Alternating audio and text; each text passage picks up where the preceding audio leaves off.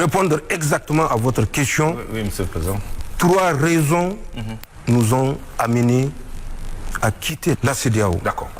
3 raisons. La première raison, elle est sécuritaire. La CEDEAO menaçait le Niger d'une agression militaire, armée.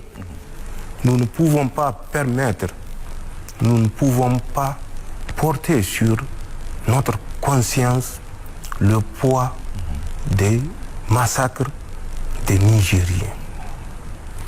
La deuxième raison, elle est morale et éthique.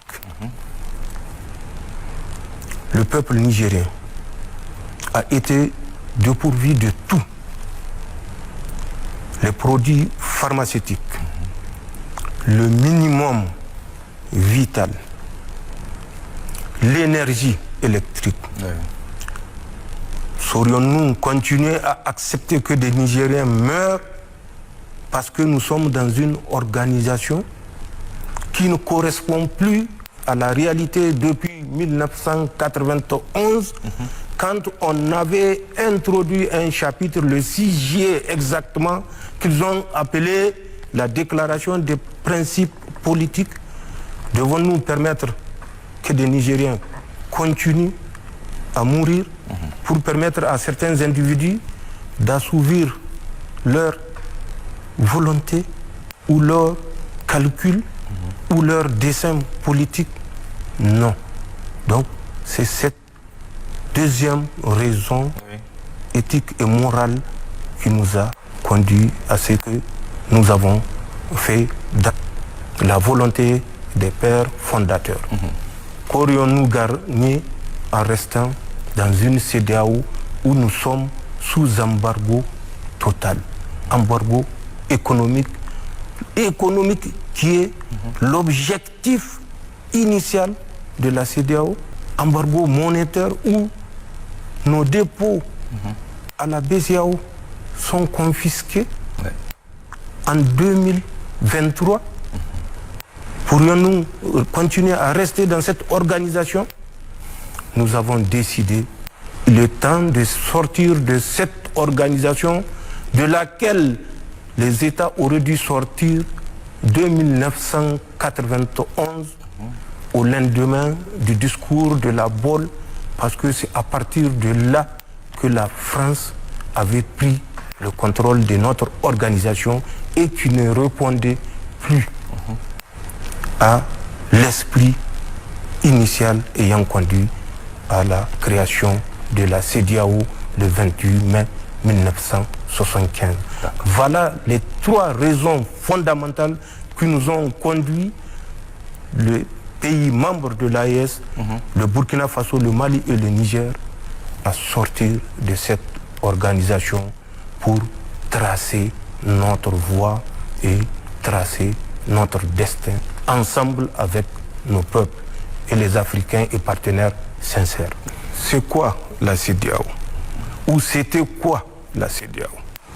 Parce que pour nous, à partir d'une certaine date, la CEDEAO avait cessé d'exister. Nous avons quitté la CEDEAO parce que la CEDEAO, ou la CEDEAO entre parenthèses, n'était plus la CEDEAO des pères fondateurs. Créée le 28 mai 1975, la CEDEAO avait des objectifs purement économiques et pour la prospérité des peuples.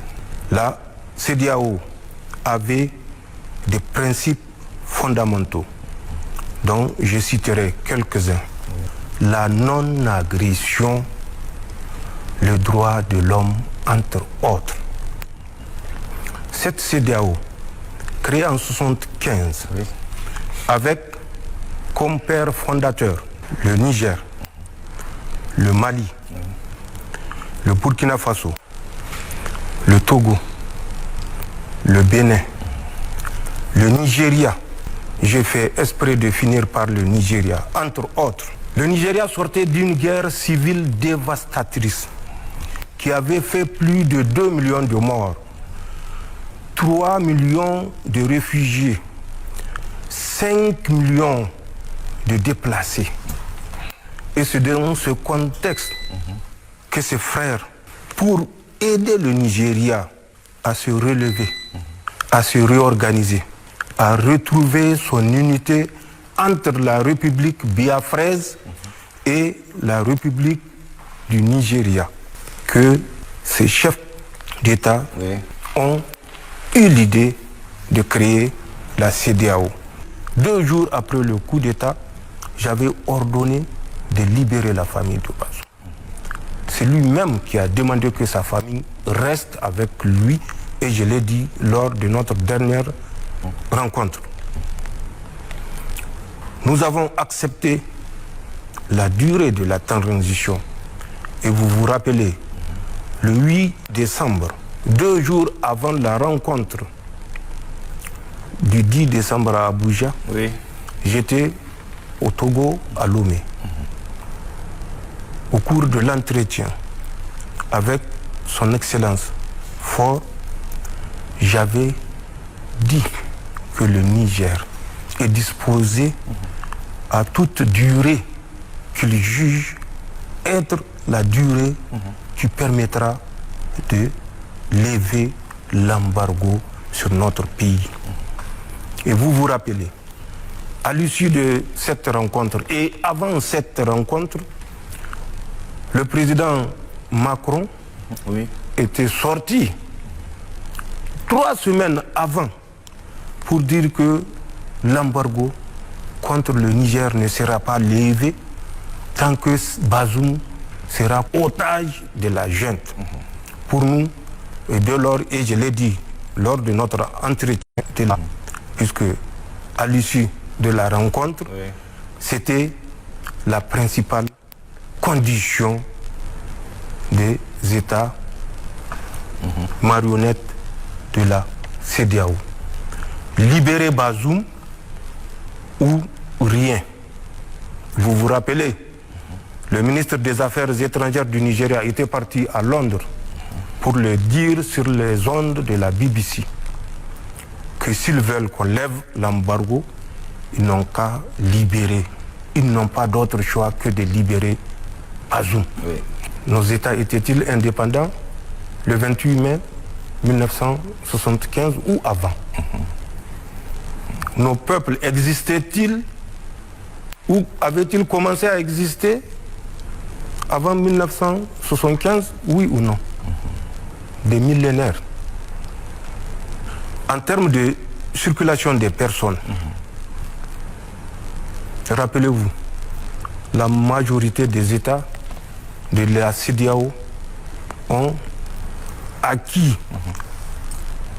leur indépendance en 1960.